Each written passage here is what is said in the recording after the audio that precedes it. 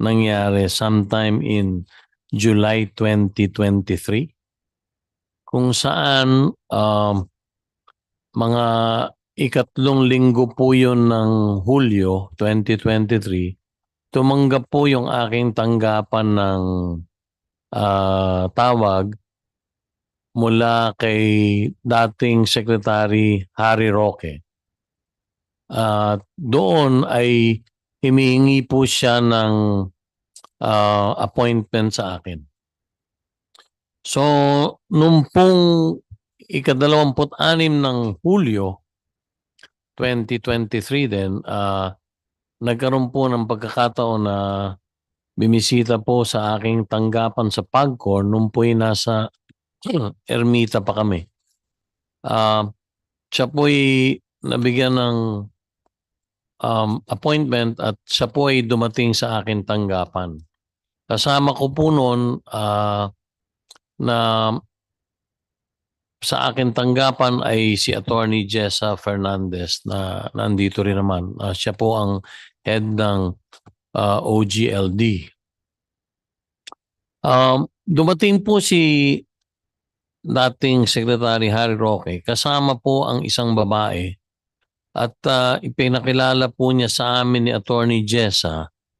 Ang babaeng yun ay si Cassandra Leong.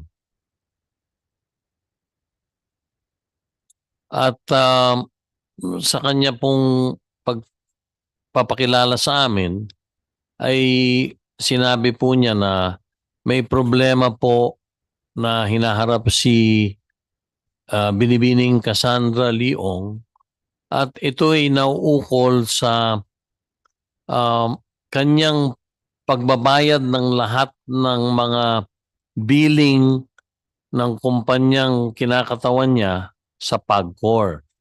So, tinanong ko po si Binibining Cassandra Ong kung ano ba yung problema. At ang sabi po niya, siya daw po ay nagtiwala sa kanilang authorized representative na nagngangalang Mr. Dennis Cunanan. At yun daw po 6 na buwan na dapat ibinabayad nilang mga buwis sa PAGCOR ay binibigay niya kay Ginoong Cunanan para ibayad sa PAGCOR.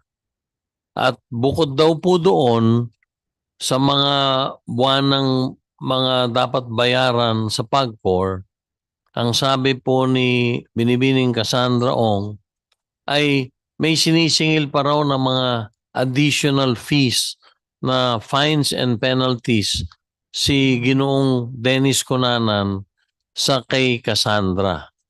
So ang kwento po niya, buwanan po ibinibigay niya yung pera kay Ginoong Dennis Cunanan at pinaniniwalaan niya na yun ay ibinabayad sa PAGCOR.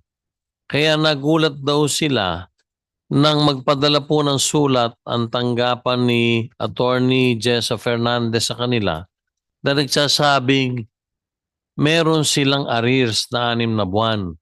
Himigit kumulang po yun sa $500,000 US dollars.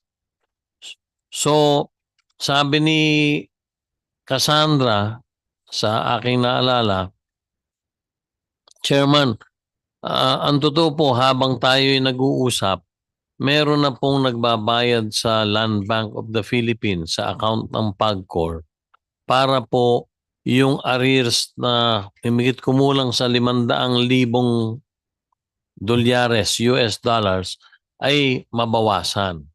So sabi ko sa kanya, bakit ka nagtiwala kay Ginoong Dennis Cunanan at hindi ka na lang nagbabayad ng diretsyo sa Land Bank of the Philippines account ng PAGCOR?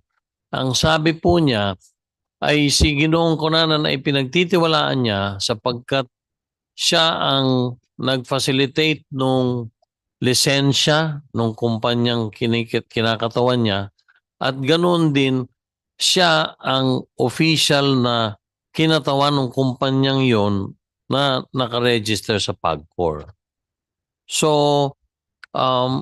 sabi ko po sa kanya, ano po bang inyong pakay dito? Unay, nakikiusap sila na kung maaari mabigyan sila ng pagkakataong mabayaran yung arrears.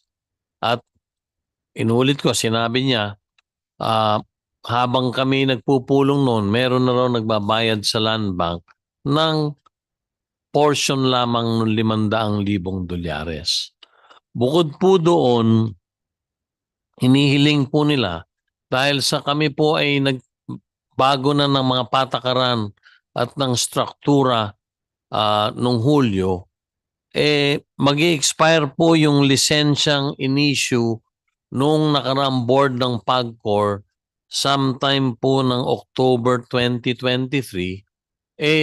Dahil lang sa kami ay nagbigay ng panibagong mga panuntunan or guidelines, gusto na nilang magpasa din ng reapplication. Chair, if I may interrupt, sa Opo. pagitan po nung Hulyo Opo. na nakipag-meeting sa inyo si dating Secretary Roque at kasama si Miss Cassandra Ong, Opo. at yung Oktubre na mag-e-expire yung lisensya nung inilalakad niyang Pogo, nag-follow up ba si dating Secretary Roque sa inyo? Hindi po. Hindi po. At liliwanagin ko din, si Secretary Roque po ay nandun, hindi naman po siya pre-pressure, hindi naman po. Siya din lang po ay nakikiusap na kung maaari lang ay matulungan yung si Cassandra Ong. So, hindi pa po siya nagpa-follow up noon. Dahil po, Hindi pa po nagfa-follow hindi up pa po noon. dahil nung Pero September po, nag-follow up eventually? ang sabi ko pa nga, ang sabi ko po doon sa pulong, kung kayo ay magre-reapply ulit dito sa bagong patakaran at guidelines ng PAGCOR, mangyaring isumiti mo lahat ng mga dokumento na kailangan namin sa ngayon. Dahil sa iniba na namin ang struktura, hindi na basta-basta kayo makapag-a-apply pag hindi nyo susundin yung bago naming guidelines. Dahil So, ganun po yung sinabi nyo sa kanya pagkatapos nung July meeting, pero nandun kasama nyo nung July meeting si Attorney Jessa, hindi nag-follow up sa inyo si dating Sec Roque, pero nag-follow up po ba siya halimbawa kay Attorney Jessa? so pag ipagpapatuloy ko lang po, no? Sige po. Pagkatapos naman po, sabi ko, pwede, yun po ang aking sinabi sa kanila, may bagong patakaran na, maghihigpit na po kami dahil nga dito sa mga nakita nating mga naganap nung bandang Mayo nung panahon na yon at maraming mga lumalabas po ng mga hindi magagandang balita tungkol sa iba't ibang mga licensees ng PAGCOR. Nakapag-file po sila sometime in September na 2023. Babalikan ko lang po, noon ding hapon na yon, pina-check ko, tunay nga pong nagbayad si Cassandra or yung kinatawan niya sa land bank sa pamamagitan po ng kopya ng deposit slip ng himigit kumulang mga 203,000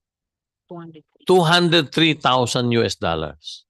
So ito po sa pamamagitan ni Mr. Cunanan? Hindi po. Hindi pa? Nung pong kausap ko, ulitin ko po, nung kausap ko po si dating Secretary Harry Roque, gayon din po si Binibining Cassandra at kami nga po ni Attorney Jess ang kaharap.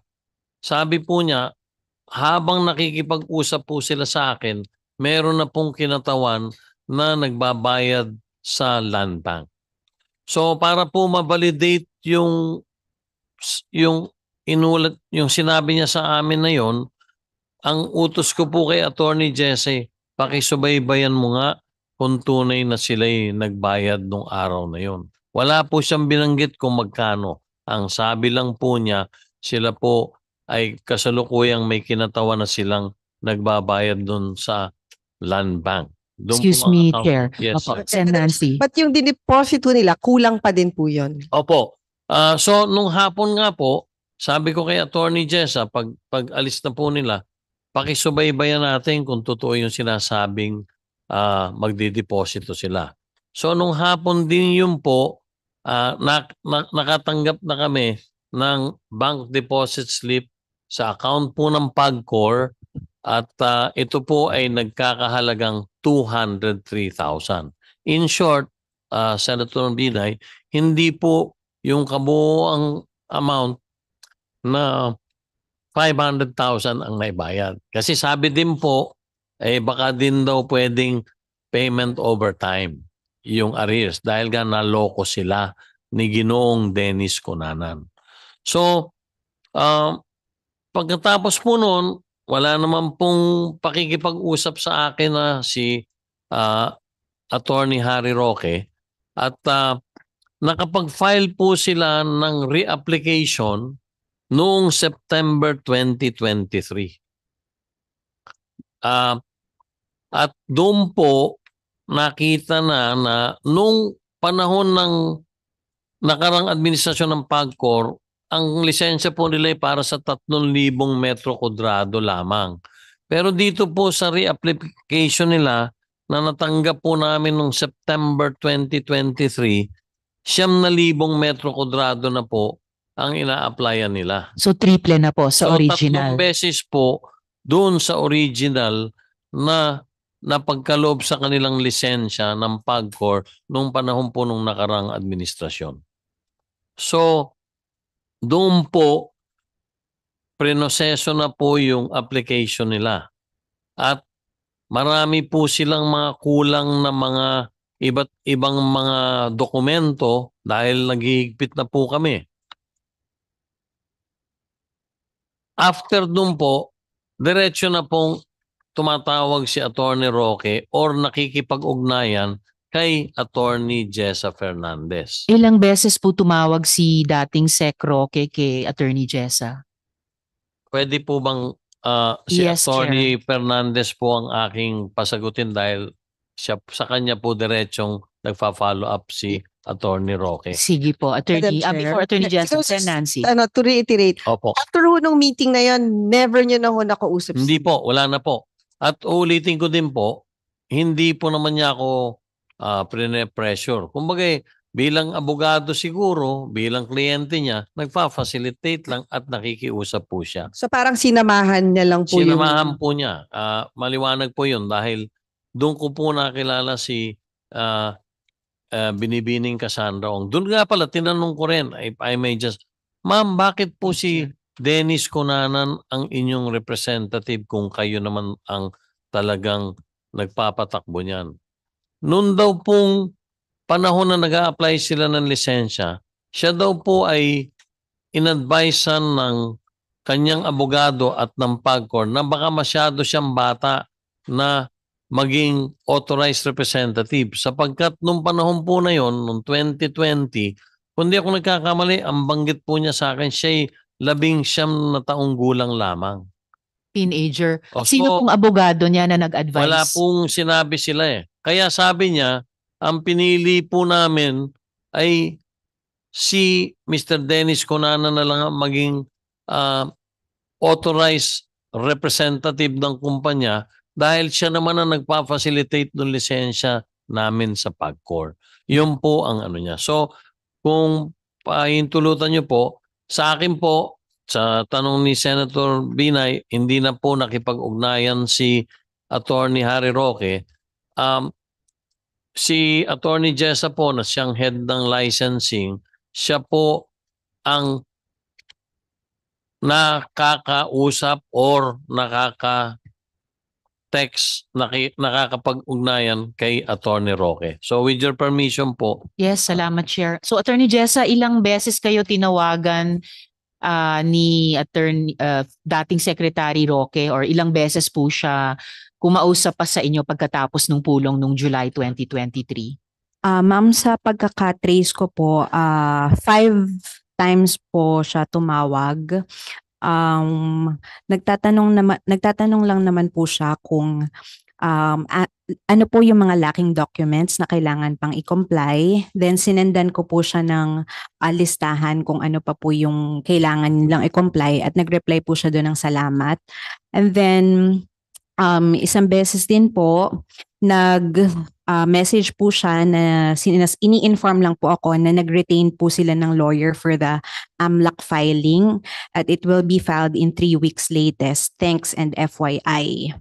Then, 2 beses po na tawag niya, hindi ko po nasagot dahil po meron po akong meeting.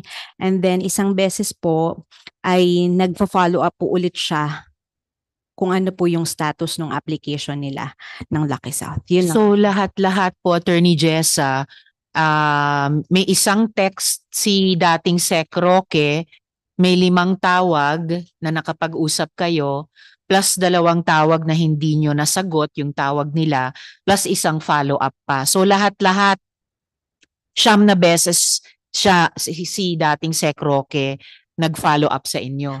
6 lang po, ma'am. Bali, 6. tatlong nasagot, 2 hindi po nasagot. And then, nung May 14, 2024 po, in-inform ko po siya ng decision po namin na i-deny yung application ng Lucky South because nakakita na po talaga kami ng reason para po hindi na po talaga sila bigyan ng lisensya at that time. Salamat po. So 6 in total yung pag-follow up niya. Kami pa rin. Usually 3. Ano na yun par for the course na pero doble pa doon 6. So Attorney Jessa, so ito po na-load na po namin yung itong slide na ito. Ito po yung naka-flash ay official attachment sa application ng Lucky South 99. Tama po ba? Ito po yung attachment dun sa original application nila. Tama po, ma'am. Salamat. And nakikita po natin dito mga 3 level sa ilalim ng presidenteng si Julian Linsangan III. May kahon dito na ang legal nila ay si Attorney Harry Roque.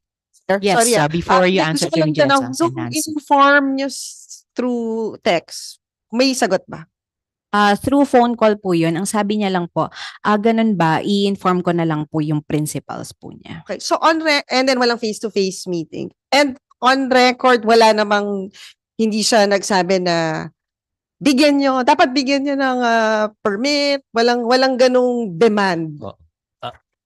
As for me, ma'am, wala po talaga. Lagi lang po siyang please or thank you, ganun lang naman po. Sa akin din po, Yes, ganun, Chair Senator Tenco. Binay. Hindi po siya naman namamwersa. Nakikiusap po siya. At very light po naman ang mga conversation namin.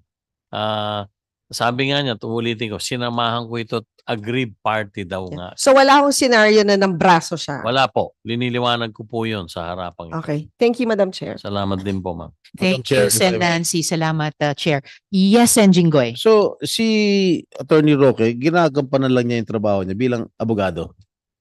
Maaari pong ganun dahil siya po ay nagsabing gusto niyang tulungan sa abogado nga ni Binibining Cassandra Ong. At doon nga po ay lumabas muli sa bagong application na po noong September 2023 na siya na po ang legal head doon sa organizational chart po na sinamit po na reapplication ng nasabing kumpanya. Thank you. Mr. Chairman, nabanggit niyo yung pangalan ni Dennis Cunanan. Kilala niya ba? Hindi ko po kilala. Nababasa ko lang po nung araw.